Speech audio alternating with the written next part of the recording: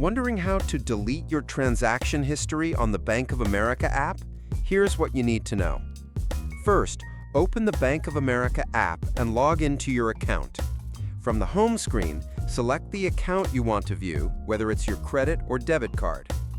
Now tap View All Transactions to see your full transaction history. But here's the truth. Bank of America does not let you delete transactions. Just like most banks, all activity must remain visible for security and legal reasons. However, you can dispute a transaction if you believe it's incorrect or unauthorized. Just tap on the transaction in question, then select Dispute this transaction. Follow the prompts, select a reason like billing errors or fraud, and submit your dispute. Bank of America may follow up by phone or email to verify your request.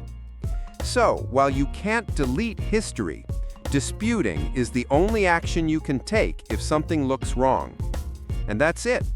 If this helped, leave a like and follow for more honest answers about your favorite apps and tools.